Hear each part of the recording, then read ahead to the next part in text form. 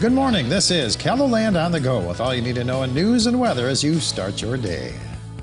We are hoping to learn more about an incident that brought police to western Sioux Falls last night. Our KELOLAND news crew was able to capture this video of the scene along West 12th Street. Police were parked near an SUV with a door and hatch open. Officers were also seen in the area of Edmond Avenue. More information is expected at this morning's police briefing. You can watch it live right here on KELOLAND.com starting at 10:30. Meanwhile, Sioux Falls police are asking for the public's help in the city's second homicide of the year. Early Saturday morning, 36-year-old Tunis Lomax was gunned down outside an apartment complex near 26th Street and Bonson Avenue. We're following leads, talking to people, but at this point in time, we don't have any arrests that have been made.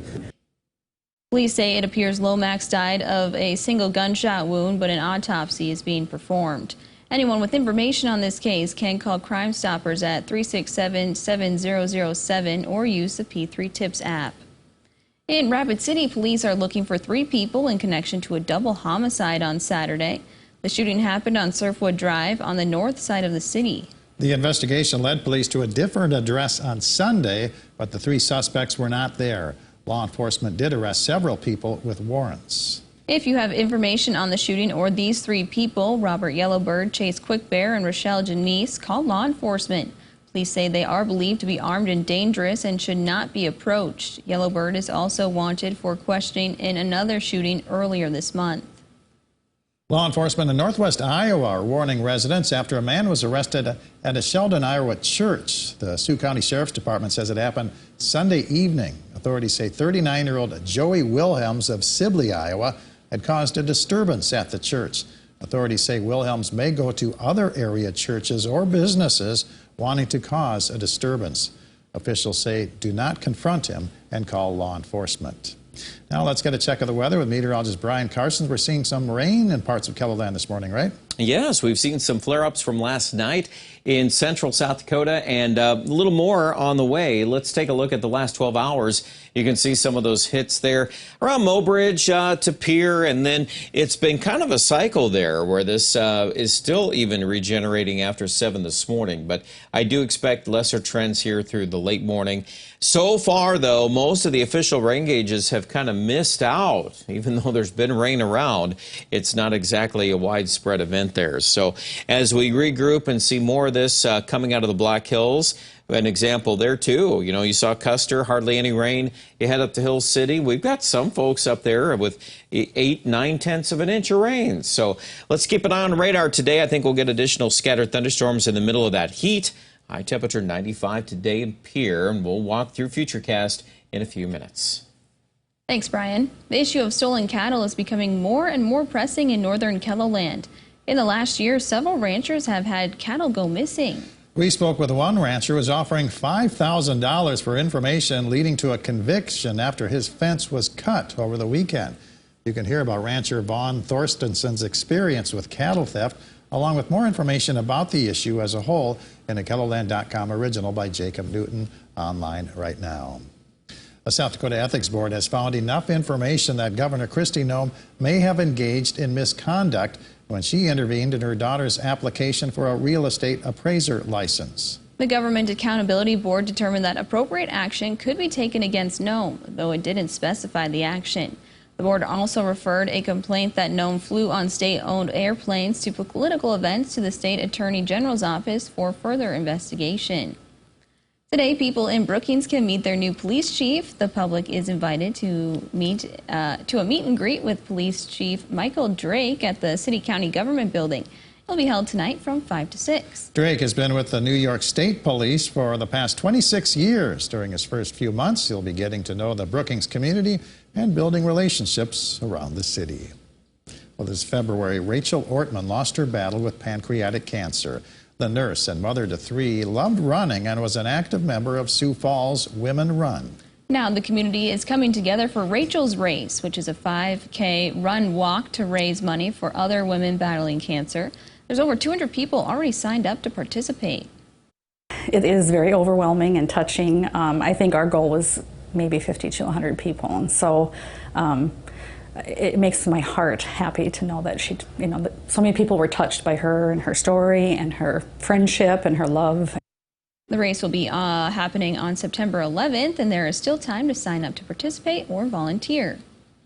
This Thursday, Black Hills Federal Credit Union will distribute 100,000 school supplies. Representatives from 70 local schools will gather to collect their supplies. Each item will then be given to students as they need them. The Black Hills Federal Credit Union uses donations from across the state to collect those supplies. To make sure your child has all the items they need before classes start, make sure to check out our Back to School page on KELOLAND.com. Do you happen to notice a line of lights in the sky this weekend? Turns out it was the SpaceX Starlink satellites that were just launched. Elon Musk says the satellites will be used to improve cell phone and internet connection in remote areas. Digital reporter Ray Yo spoke with the NASA South Dakota Space Grant Consortium about the satellites in a KELOLAND.com original on our website right now. And that's a look at some of our top stories. Now let's get one last look at your weather with meteorologist Brian Karstens. All right, weather today. Well, we've had some of that morning rain in central South Dakota. We're going to likely see additional flare-ups on radar this afternoon and tonight. You can see this area first in the Black Hills coming out, and then it's just a scatter pattern. You got a lot of heat here, obviously generated this afternoon with a lot of 90s in central, even into parts of eastern KELOLAND. We might see Mitchell there at about 91. Sioux Falls not quite as hot, but certainly the activity that does flare up late this afternoon will continue some rain chances tonight. So scattered rain, it's kind of the general trend here. This is not necessarily a focal point in any one spot, but again, tomorrow we can flare this up again. I think probably toning down the highs a little bit in central South Dakota, more 80s. And then, of course, you watch this scan here Wednesday evening. What do we find? Well, we've got a boundary that's sinking south from North Dakota into Nebraska. So right along and behind that, you're going to find some shower and thunderstorm cells, and that's probably a little more focused in southern KELOLAND Wednesday evening. So 30% chance of rain seems like a fair estimate there. And then, well, if you miss out on some of that, we're going to see the front come back. And once it switches directions, guess what? It's going to flare up more rain. Probably your best focus will be western South Dakota Thursday evening into Friday morning. And then some of that rain is going to try to regroup and probably flare up again Friday night, Saturday morning, farther east. That would probably focus more into southwest Minnesota and far eastern South Dakota. So we got a little time on our hand yet to kind of identify the main talking points with the weekend rain, but it's still the best shot for Sioux Falls at this time, at least in the forecast. Mid-80s today, Sioux Falls area, those 90s toward Mitchell. The 7-day forecast, 80 here on Thursday and Friday, and then I'm expecting, again, those better rain chances toward the weekend.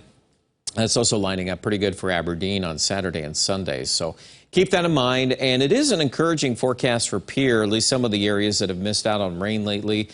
We have a lot of these 20 and 30% chances, so what happened last night could easily occur again today and even tomorrow. Some of those thunderstorms will be around. I would kind of limit Thursday a little bit, but then let's kind of focus in on Friday and see if anything can work out of the Black Hills. Certainly our Rapid City forecast is higher on rain chances Thursday night into Friday. All the details with the weather online at KELOLAND.com.